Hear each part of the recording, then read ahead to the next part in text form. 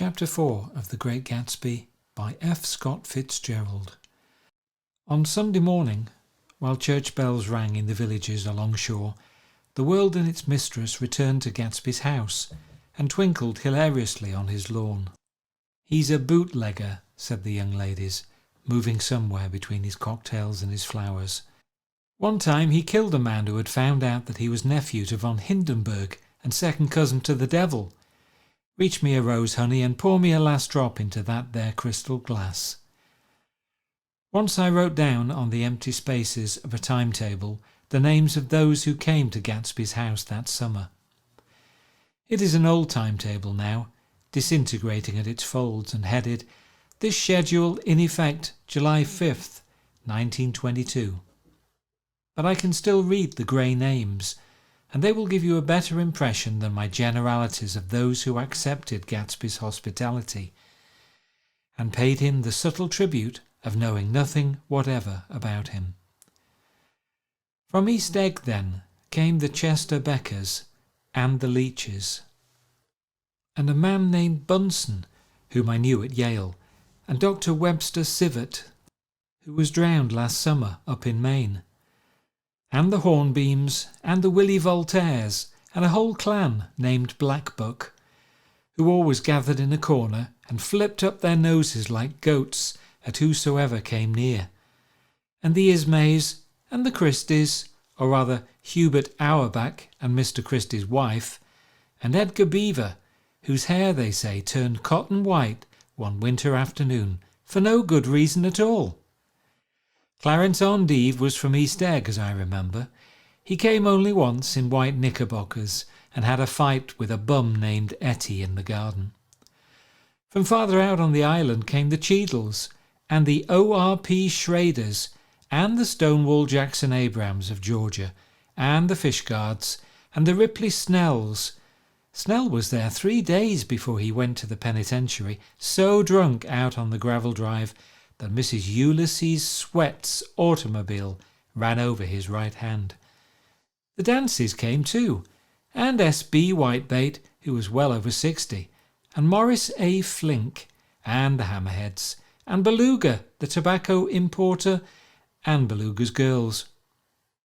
From West Egg came the Poles, and the Mulreadys, and Cecil Roebuck, and Cecil Shern, and Gulick the state senator, and Newton Orchid, who controlled films par excellence, and Eckhoust, and Clyde Cohen, and Don S. Schwartz, the son, and Arthur McCarty, all connected with the movies in one way or another, and the Catlips, and the Bembergs, and G. Earl Muldoon, brother to that Muldoon who afterwards strangled his wife.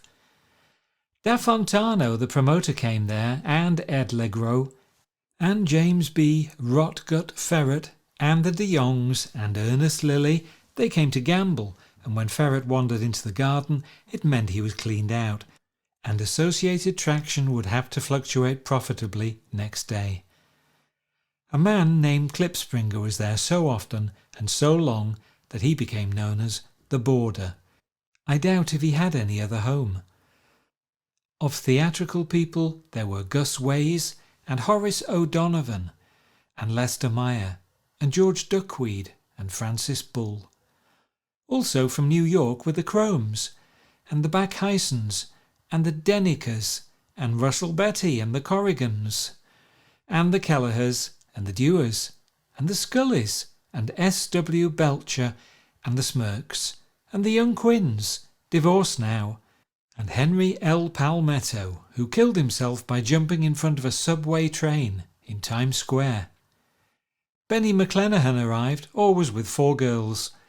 They were never quite the same ones in physical person, but they were so identical one with another that it inevitably seemed they had been there before. I have forgotten their names.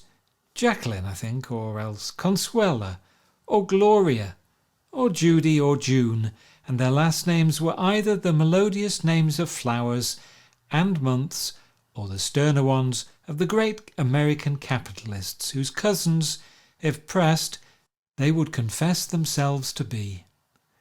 In addition to all these, I can remember that Faustina O'Brien came there at least once, and the Baedeker girls, and young Brewer, who had his nose shot off in the war, and Mr. Albrucksberger, and Miss Haag, his fiancée, and Ardita Fitzpeters, and Mr. P. Jewett, once head of the American Legion, and Miss Claudia Hipp, with a man reputed to be her chauffeur, and a prince of something, whom we call Duke, and whose name, if I ever knew it, I have forgotten. All these people came to Gatsby's house in the summer.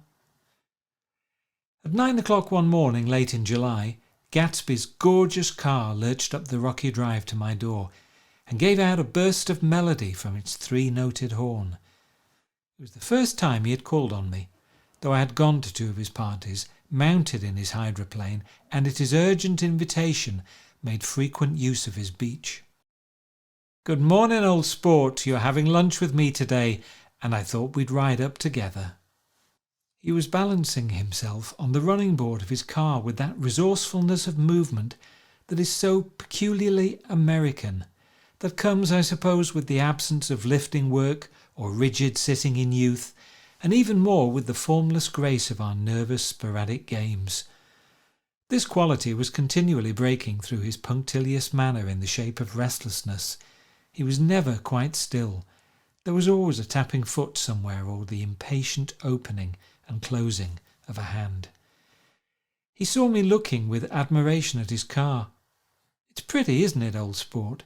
He jumped off to give me a better view. "Haven't you ever seen it before?" I'd seen it. Everybody had seen it. It was a rich cream colour, bright with nickel, swollen here and there in its monstrous length, with triumphant hat boxes and supper boxes and tool boxes, and terraced with a labyrinth of windshields that mirrored a dozen suns. Sitting down behind many layers of glass in a sort of green leather conservatory, we started to town. I had talked with him perhaps 6 times in the past month, and found to my disappointment that he had little to say. So my first impression that he was a person of some undefined consequence had gradually faded, and he had become simply the proprietor of an elaborate roadhouse next door. And then came that disconcerting ride. We hadn't reached West Egg Village before Gatsby began leaving his elegant sentences unfinished, and slapping himself indecisively on the knee of his caramel-coloured suit. "Look here, old sport," he broke out surprisingly, "what's your opinion of me anyhow?" A little overwhelmed, I began the generalised evasions which that question deserves. "Well, I'm going to tell you something about my life," he interrupted. "I don't want you to get a wrong idea of me from all these stories you hear." So he was aware of the bizarre accusations that flavoured conversation in his halls. "I'll tell you God's truth." His right hand suddenly ordered divine retribution to stand by. "I am the son of some wealthy people in the Middle West, all dead now.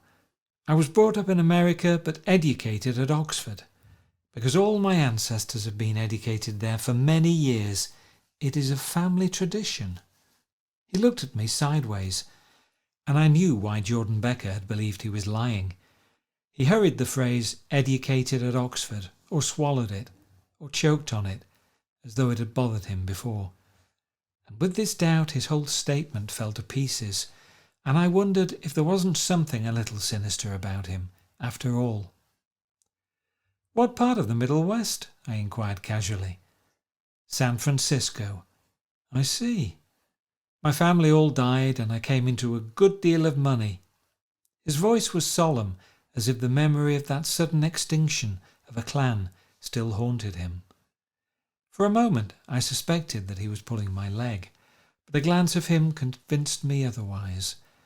After that, I lived like a young Rajah in all the capitals of Europe, Paris, Venice, Rome, collecting jewels, chiefly rubies, hunting big game, painting a little, things for myself only, and trying to forget something very sad that had happened to me long ago. With an effort I managed to restrain my incredulous laughter. The very phrases were worn so threadbare that they evoked no image except that of a turbaned character leaking sawdust at every pore as he pursued a tiger through the Bois de Boulogne. Then came the war, old sport. It was a great relief, and I tried very hard to die, but I seemed to bear an enchanted life. I accepted a commission as first lieutenant when it began. In the Argonne forest I took 2 machine-gun detachments so far forward that there was a half-mile gap on either side of us where the infantry couldn't advance. We stayed there 2 days and 2 nights, 130 men with 16 Lewis guns, and when the infantry came up at last, they found the insignia of 3 German divisions among the piles of dead. I was promoted to be a major, and every Allied government gave me a decoration, even Montenegro, little Montenegro down on the Adriatic Sea. Little Montenegro. He lifted up the words and nodded at them with his smile. The smile comprehended Montenegro's troubled history and sympathized with the brave struggles of the Montenegrin people. It appreciated fully the chain of national circumstances which had elicited this tribute from Montenegro's warm little heart. My incredulity was submerged in fascination now. It was like skimming hastily through a dozen magazines. He reached in his pocket, and a piece of metal, slung on a ribbon, fell into my palm. That's the one from Montenegro. To my astonishment, the thing had an authentic look. Orderi di Danilo, ran the circular legend. Montenegro, Nicholas Rex. Turn it. Major J. Gatsby, I read, for valour extraordinary. Here's another thing I always carry. A souvenir of Oxford days. It was taken in Trinity Quad. The man on my left is now the Earl of Doncaster. It was a photograph of 6 young men in blazers, loafing in an archway through which were visible a host of spires. There was Gatsby, looking a little, not much, younger, with a cricket bat in his hand. Then it was all true. I saw the skins of tigers flaming in his palace on the Grand Canal. I saw him opening a chest of rubies to ease, with their crimson-lighted depths, the gnawings of his broken heart. "I'm going to make a big request of you today," he said, pocketing his souvenirs with satisfaction. "So I thought you ought to know something about me. I didn't want you to think that I was just some nobody. You see, I usually find myself among strangers because I drift here and there, trying to forget the sad thing that happened to me." He hesitated. "You'll hear about it this afternoon." "At lunch?" "No, this afternoon. I happen to find out that you're taking Miss Baker to tea." "Do you mean you're in love with Miss Baker?" "No, old sport, I'm not. But Miss Baker has kindly consented to speak to you about this matter." I hadn't the faintest idea what this matter was, but I was more annoyed than interested. I hadn't asked Jordan to tea in order to discuss Mr. J. Gatsby. I was sure the request would be something utterly fantastic, and for a moment I was sorry I'd ever set foot upon his overpopulated lawn. He wouldn't say another word. His correctness grew on him as we neared the city. We passed Port Roosevelt, where there was a glimpse of red-belted ocean-going ships, and sped along a cobbled slum lined with the dark, undeserted saloons of the faded, gilt 1900s. Then the Valley of Ashes opened out on both sides of us, and I had a glimpse of Mrs. Wilson straining at the garage pump with panting vitality as we went by. With fenders spread like wings, we scattered light through half Astoria, only half, for as we twisted among the pillars of the elevated, I heard the familiar jug-jug spat of a motorcycle, and a frantic policeman rode alongside. "All right, old sport," called Gatsby. We slowed down. Taking a white card from his wallet, he waved it before the man's eyes. "Right you are," agreed the policeman, tipping his cap. "Know you next time, Mr. Gatsby. Excuse me."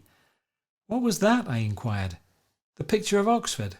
I was able to do the Commissioner a favour once, and he sends me a Christmas card every year." Over the great bridge, with the sunlight through the girders making a constant flicker upon the moving cars, with the city rising up across the river in white heaps and sugar lumps, all built with a wish out of non-olfactory money. The city seen from the Queensborough Bridge is always the city seen for the first time, in its first wild promise of all the mystery and the beauty in the world. A dead man passed us in a hearse, heaped with blooms, followed by 2 carriages with drawn blinds, and by more cheerful carriages for friends. The friends looked out at us with the tragic eyes and short upper lips of southeastern Europe, and I was glad that the sight of Gatsby's splendid car was included in their sombre holiday. As we crossed Blackwell's Island, a limousine passed us, driven by a white chauffeur, in which sat 3 modish negroes, 2 bucks and a girl. I laughed aloud as the yolks of their eyeballs rolled towards us in haughty rivalry. Anything can happen now that we've slid over this bridge, I thought. Anything at all. Even Gatsby could happen, without any particular wonder. Roaring noon. In a well-fanned 42nd Street cellar, I met Gatsby for lunch. Blinking away the brightness of the street outside, my eyes picked him out obscurely in the anteroom, talking to another man. "Mr. Carroway, this is my friend, Mr. Wolfsheim." A small, flat-nosed Jew raised his large head and regarded me with 2 fine growths of hair, which luxuriated in either nostril. After a moment I discovered his tiny eyes in the half-darkness. "So I took one look at him," said Mr. Wolfsheim, shaking my hand earnestly. "And what do you think I did?" "What?" I inquired politely. But evidently he was not addressing me, for he dropped my hand and covered Gatsby with his expressive nose. I handed the money to Catspaw and I said, "All right, Catspaw, don't pay him a penny till he shuts his mouth." He shut it then and there. Gatsby took an arm of each of us and moved forward into the restaurant, whereupon Mr. Wolfsheim swallowed a new sentence he was starting and lapsed into a somnambulatory abstraction. "Highballs?" asked the head waiter. "This is a nice restaurant here," said Mr. Wolfsheim, looking at the Presbyterian nymphs on the ceiling, "but I like across the street better." "Yes, highballs," agreed Gatsby, and then to Mr. Wolfsheim, "It's too hot over there."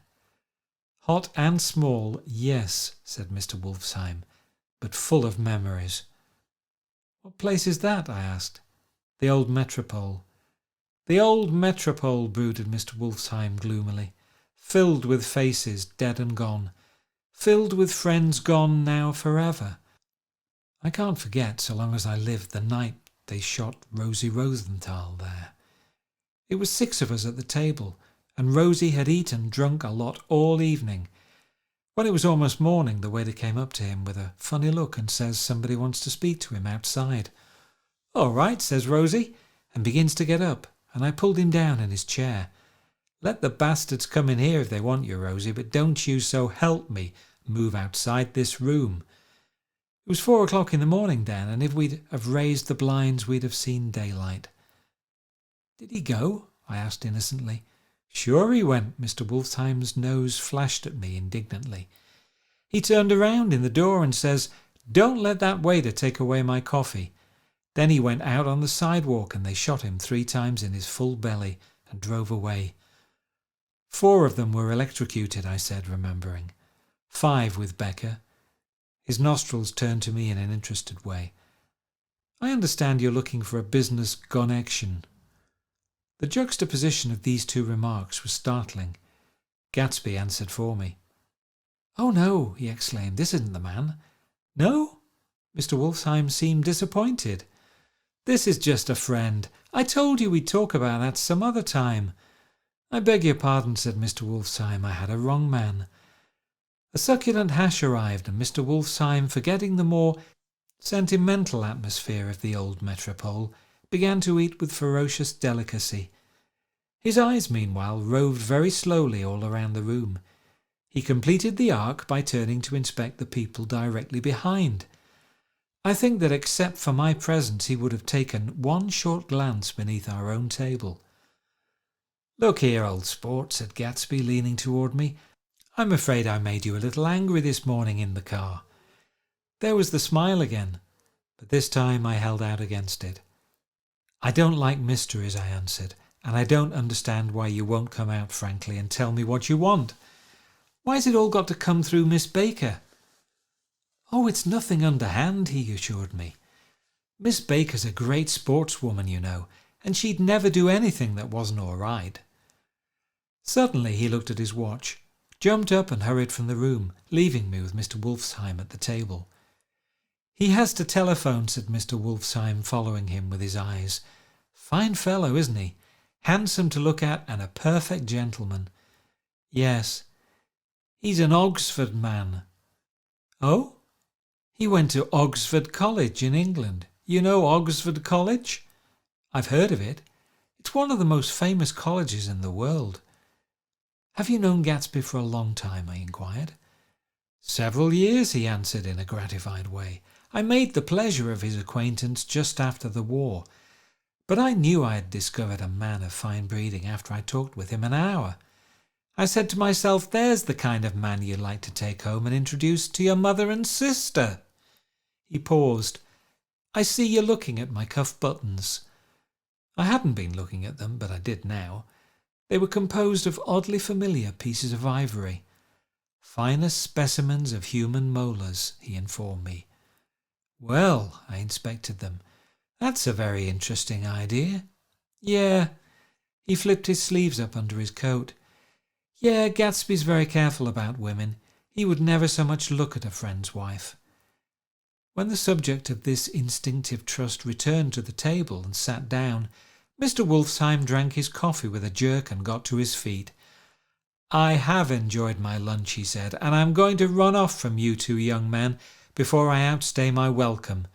"Don't hurry, Mayor," said Gatsby, without enthusiasm. Mr. Wolfsheim raised his hand in a sort of benediction. "You're very polite, but I belong to another generation," he announced solemnly. "You sit here and discuss your sports and your young ladies and your—" He supplied an imaginary noun with another wave of his hand. "As for me, I am 50 years old, and I won't impose myself on you any longer." As he shook hands and turned away, his tragic nose was trembling. I wondered if I had said anything to offend him. "He becomes very sentimental sometimes," explained Gatsby. "This is one of his sentimental days. He's quite a character around New York, a denizen of Broadway." "Who is he, anyhow? An actor?" "No." "A dentist? Mayor Wolfsheim?" "No, he's a gambler." Gatsby hesitated, then added coolly, "He's the man who fixed the World Series back in 1919. "Fixed the World Series?" I repeated. The idea staggered me. I remembered, of course, that the World Series had been fixed in 1919, but if I had thought of it at all, I would have thought of it as a thing that merely happened, the end of some inevitable chain. It never occurred to me that one man could start to play with the faith of 50 million people with the single-mindedness of a burglar blowing a safe. "How did he happen to do that?" I asked after a minute. "He just saw the opportunity." "Why isn't he in jail?" "They can't get him, old sport. He's a smart man." I insisted on paying the cheque. As the waiter brought my change, I caught sight of Tom Buchanan across the crowded room. "Come along with me for a minute," I said. "I've got to say hello to someone." When he saw us, Tom jumped up and took half a dozen steps in our direction. "Where have you been?" he demanded eagerly. "Daisy's furious because you haven't called up." "This is Mr. Gatsby, Mr. Buchanan." They shook hands briefly, and a strained, unfamiliar look of embarrassment came over Gatsby's face. "Have you been anyhow?" demanded Tom of me. "How do you happen to come up this far to eat?" "I've been having lunch with Mr. Gatsby." I turned toward Mr. Gatsby, but he was no longer there.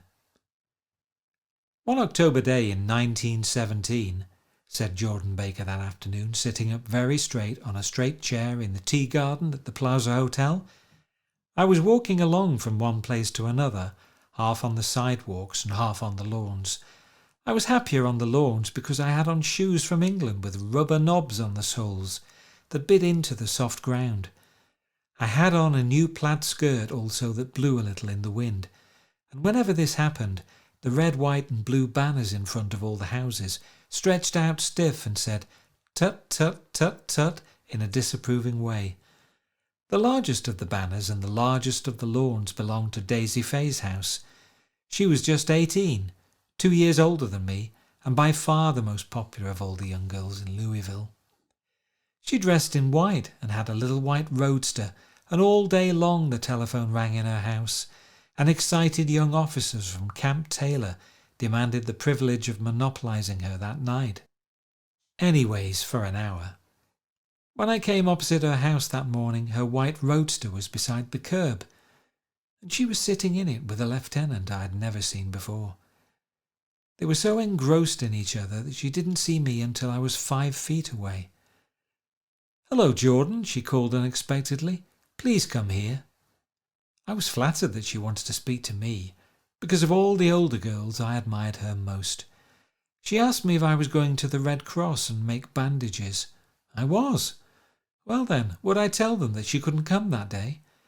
The officer looked at Daisy while she was speaking, in a way that every young girl wants to be looked at sometime, and because it seemed romantic to me, I've remembered the incident ever since. His name was J. Gatsby, and I didn't lay eyes on him again for over 4 years. Even after I'd met him on Long Island, I didn't realize it was the same man. That was 1917. By the next year I had a few beaux myself, and I began to play in tournaments, so I didn't see Daisy very often. She went with a slightly older crowd, when she went with anyone at all. Wild rumours were circulating about her, how her mother had found her packing her bag one winter night to go to New York and say goodbye to a soldier who was going overseas. She was effectually prevented, but she wasn't on speaking terms with her family for several weeks. After that she didn't play around with the soldiers anymore, but only with a few flat-footed, short-sighted young men in town who couldn't get into the army at all. By the next autumn she was gay again, gay as ever. She had a debut after the armistice, and in February she was presumably engaged to a man from New Orleans. In June she married Tom Buchanan of Chicago, with more pomp and circumstance than Louisville ever knew before. He came down with 100 people in 4 private cars and hired a whole floor of the Muleback Hotel, and the day before the wedding he gave her a string of pearls valued at $350,000. I was a bridesmaid. I came into her room half an hour before the bridal dinner and found her lying on her bed, as lovely as the June night in her flowered dress, and as drunk as a monkey. She had a bottle of Sauterne in one hand and a letter in the other. "Gratulate me," she muttered. "Never had a drink before, but oh, how I do enjoy it."